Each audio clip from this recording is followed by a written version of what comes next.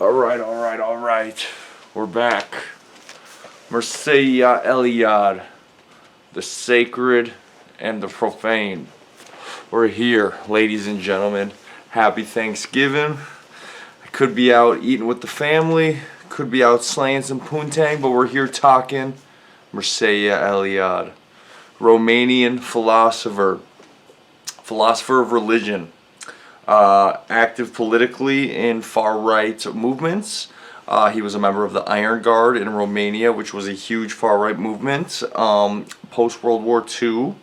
And this was one of his most popular books, along with Systematic Theology, Volume 1 through 3, and a book called The Myth of the Eternal Return, which we will be looking at all of those projects.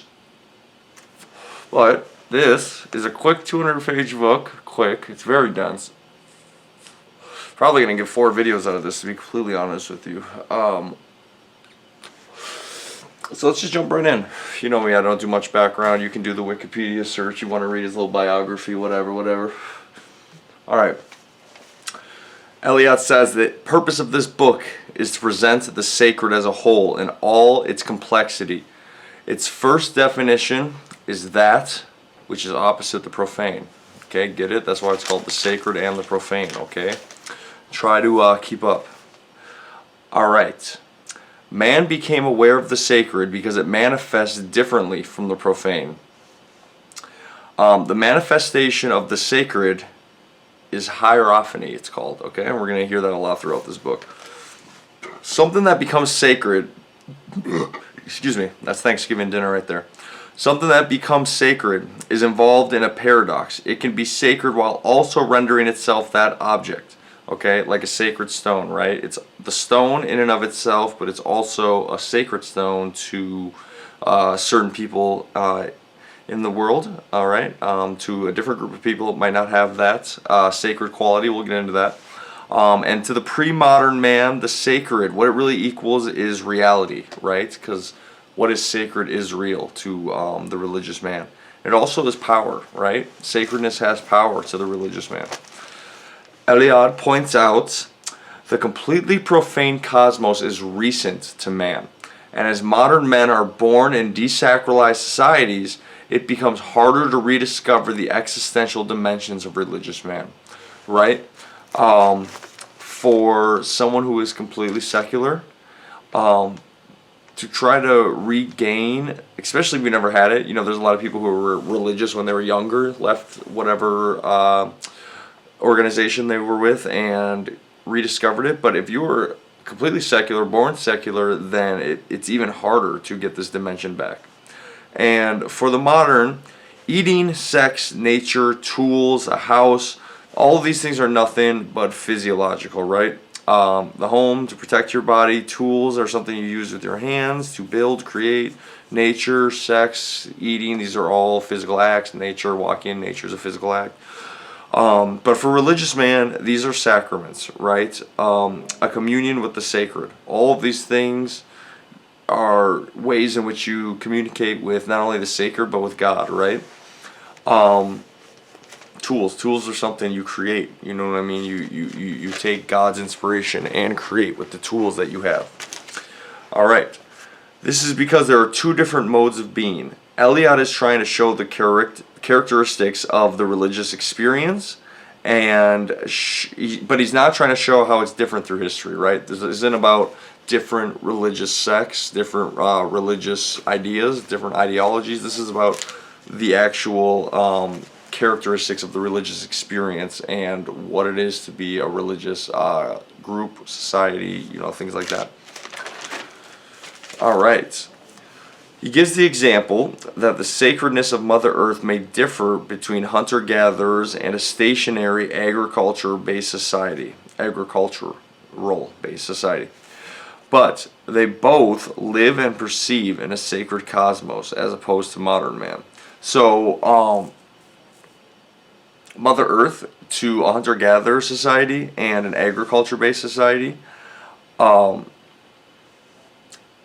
how they perceive Mother Earth, you know, the myths that they use to explain it, the sacred qualities of it may be different, but it's still sacred, right? It isn't just, to secular capitalist something to, extract all the resources from in a way in which the resources can't be brought back, not something like self-sustaining farming.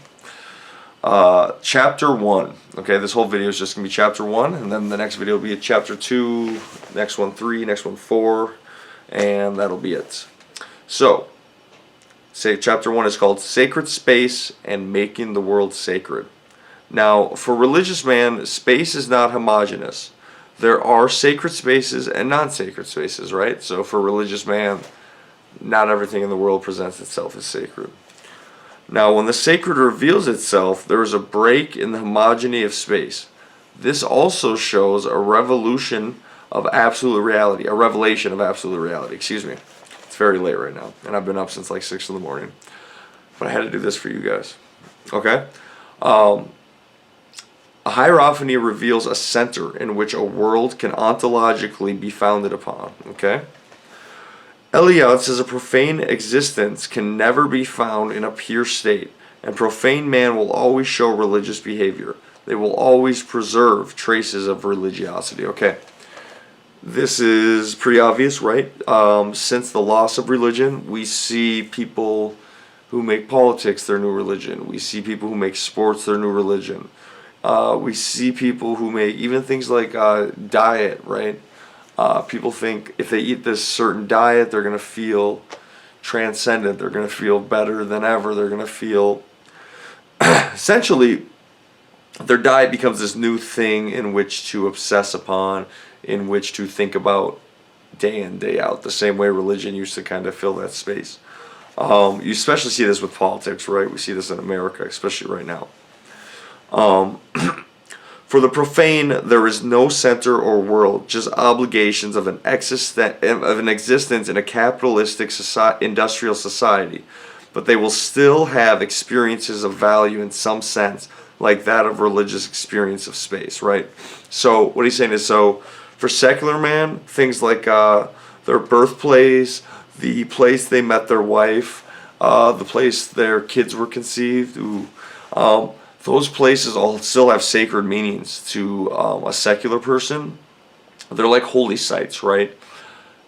Within a secular person's consciousness, when they are at these places still jump out to them, right? They still show themselves, present themselves as an important holy space, right? Now, doors to a church or one's home can be examples of passages to holy places, to the sacred and profane man.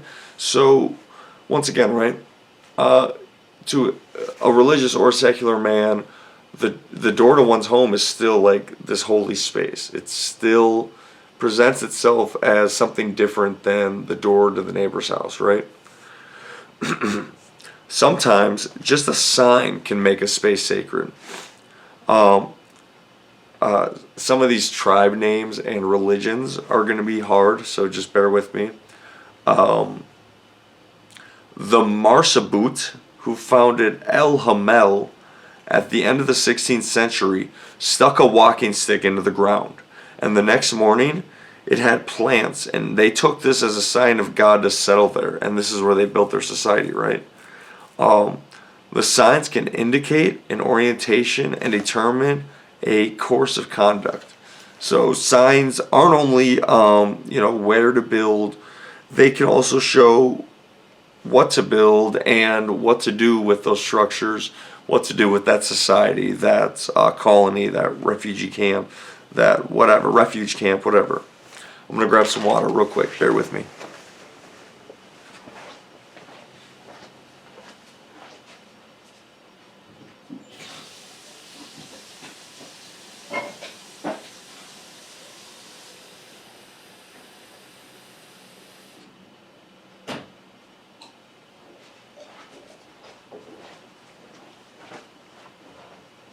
All right, we're back.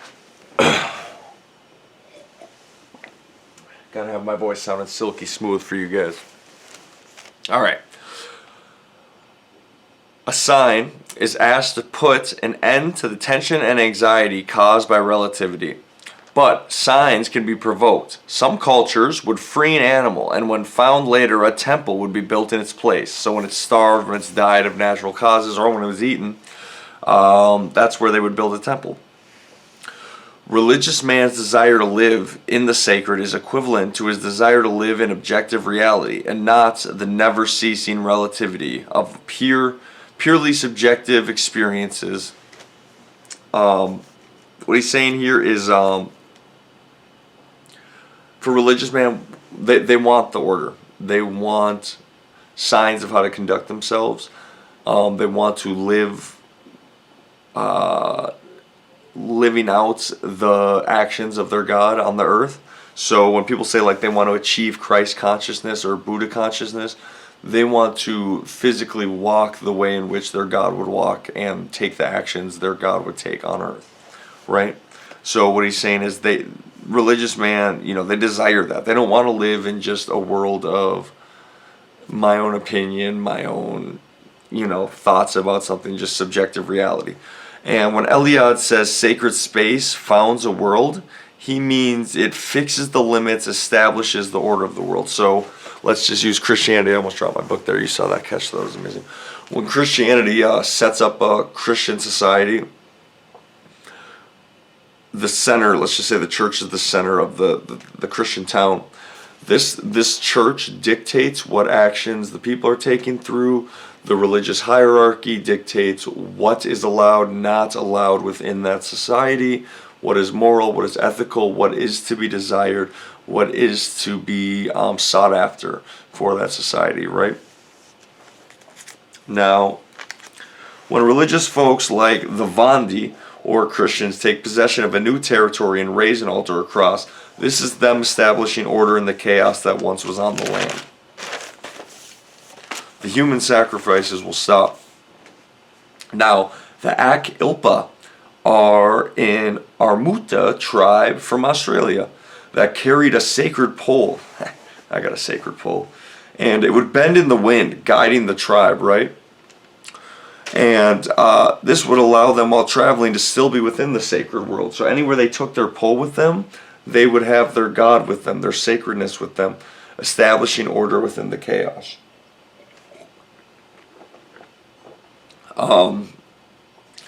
And if the pole was broken, it would be a catastrophe, right? It's like the end of the world. And a reversion to chaos. Excuse the voice, guys. You gotta understand I'm a server, so I worked 10 hours today, so I've been talking 10 hours already today. But I want to get this done. And when the tribe had a broken pole, when the pole broke, the tribe would literally lay down and die, right? And like many women, when my pole goes down and breaks, they lay down and die. It's just it's over. They can't get any more of the sacred pole. Life's over. They're sad. Life is not possible without an opening towards the transcendent. Humans can't live in the chaos. Once contact with the transcendent is lost, the world ceases to be right. If they don't have this pole anymore, they don't have any order anymore. They don't have a world anymore. They literally can't speak with the transcendent, with their God, so they don't know what to do, what they're doing. So they just lay down and die. Cosmic pillars in cultures around the world that create worlds are also used. These pillars connect the underworld, earth, and heaven, right?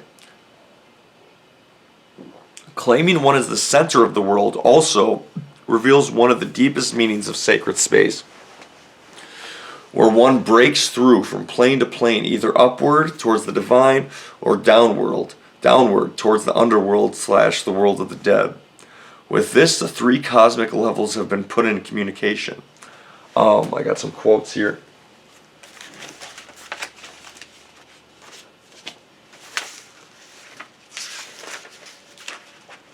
Alright, so a cosmic pillar can only be at the very center of the universe, for the whole of the habitable world extends around it. Here then we have a sequence of religious conceptions and cosmological images that are inseparably connected and form a system that may be called the system of the world, prevalent in traditional societies. This is A sacred place constitutes a break in the homogeneity of space. B, this break is symbolized by an opening by which passage from one cosmic region to another is made possible, from heaven to earth, earth to underworld. And C, communication with heaven is expressed by one or another of certain images, all of which refer to the axis mundi, a pillar, a ladder like Jacob's ladder, or a mountain, tree, a vine, etc. And D, around this cosmic axis lies the world, which is our world.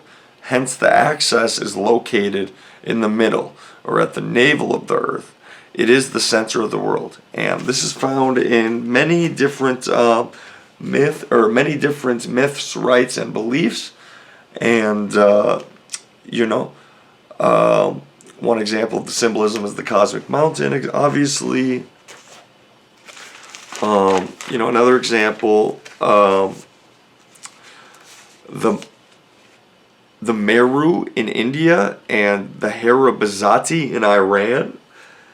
And we have the Mount of Lands in the Mesopotamia.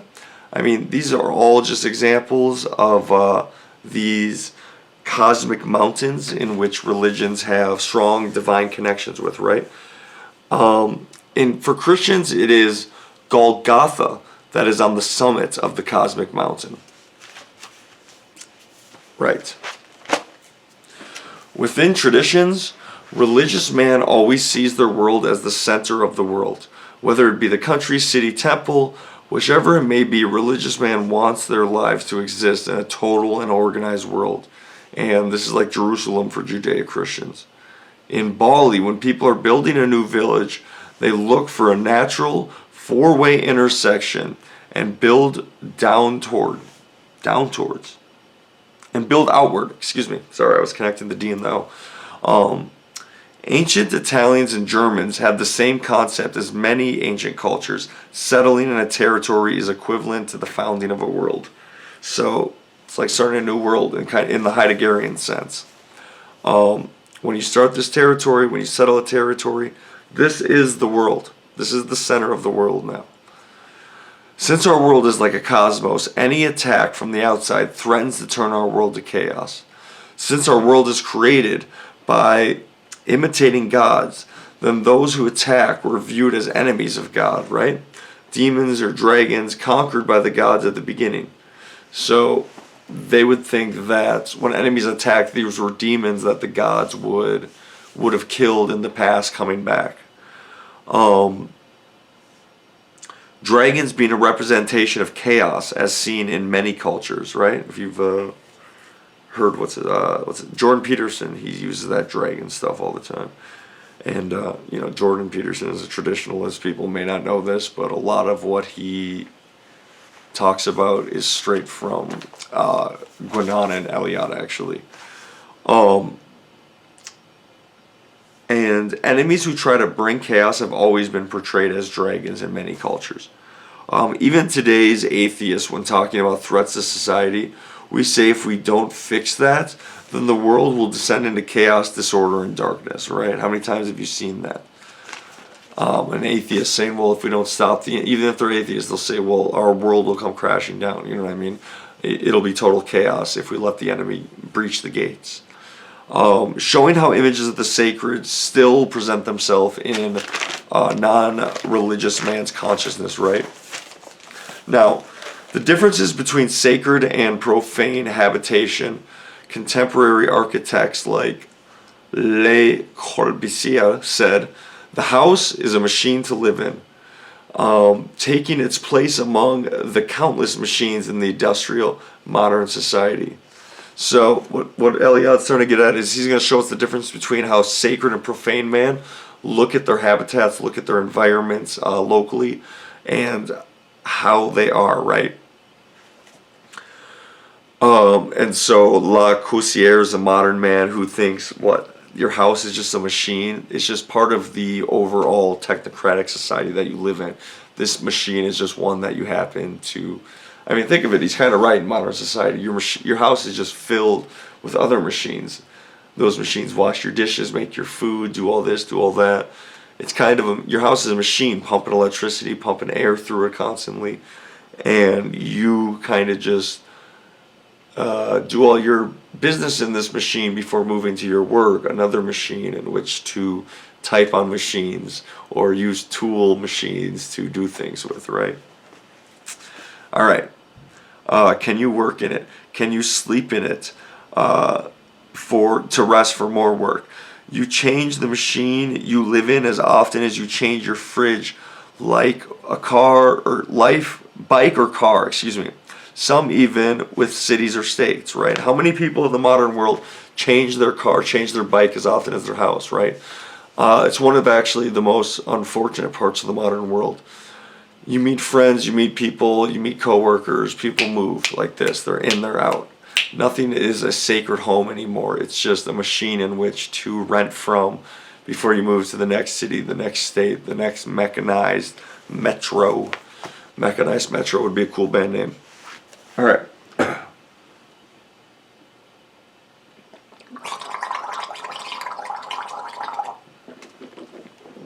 Yum. All right. Ancient societies believed new constructions must be sanctified because it constitutes an imago mundi, and the world is a divine creation. So we got some more examples from page 52, paragraph 2.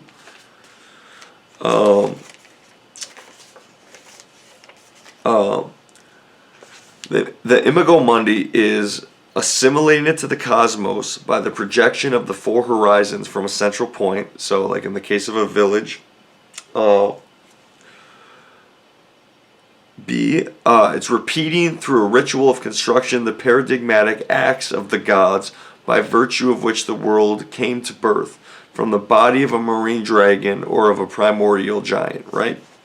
So these are examples of how the imago mundi was sanctified in new constructions, right? How these constructions were looked at as divine creations. All right. For religious man, the house is not a machine to live in, but the universe that man constructs for himself by imitating the paradigmatic creation of the gods, the cosmogony. We got another quote here, 58, paragraph 2. Thus, religious architecture simply took over and developed the cosmological symbolism already present in the structure of primitive habitations. And in its turn, the human habitation had been chronologically preceded by the provisional holy place, by a space provisionally consecrated and cosmicized. All right. This is as much to say that all symbols and rituals having to do with temples, cities, and houses are finally derived from the primary experience of sacred space. So he thinks these houses, these buildings, these temples, they derive from our experience of sacred space. It's us sublimating our experience of sacred space into temples. All right. Beautiful, right? Another idea is that the sanctity of the temple is proof against all earthly corruption by virtue of the fact that the architectural plan is the work of the gods and hence exists in heaven near the gods. What he's saying is, since temples are derived from the experience we get from visually seeing, experiencing the sacred, these temples have that divinity in them and they are sanctified from all earthly corruption. Okay? Because of the way it's built. Now the conclusions of this chapter, and then we'll be done for the day. Eliade believes where the sacred manifests itself in space, the real unveils itself. The world comes into existence. He thought these worlds become apprehensible as world/cosmos, right? In the measure in which it reveals itself as a sacred world. Okay? So the more it reveals itself as a sacred world, then the more it unveils itself as real, and the more divine a measure it will be, right? Meaning a religious man can only live in a sacred world because only there he participates in being. There he has real existence. For a religious man to travel to profane space is like traveling to absolute non-being. He feels emptied of his ontological substance and dies. Right? Now let's just say, if you had a country, let's just say this country was, I don't know, the Bubaidid Plates, right? And you had this state named California. It was on the west coast of this country. Now let's just say that in California there was this thing called, I don't know, Dollywood, right? And what they did was do nothing but transmit a bunch of brainwashing into the population that did nothing but talk shit and desacralize the religious symbol of that country. If you had a Christian society where, even if they were different races, right, the white and black Americans all worshiped this symbol, and this symbol was a social glue that kept them together. And let's just say this Dollywood was full of, I don't know, what we'll call them Rizraeli people. These Rizraeli people attacked their sacred symbol of America. If that sacred symbol was emptied of its sacredness, then like Eliade says here, the people of that society would feel empty of their ontological substance and die, right? Right? Just keep that in mind. Now, religious man desires to live in a pure and holy cosmos, as it was in the beginning, when it came fresh from the Creator's hands. The experience of the sacred time will make it possible for religious man periodically to experience the cosmos as it was in principio, that is, at the mythical moments of creation. And we're going to get into sacred time in chapter 2. Alright, as always, guys, what do I say? Stay sober, follow God, always sign a prenup. Alright, happy Thanksgiving, guys. Take it easy.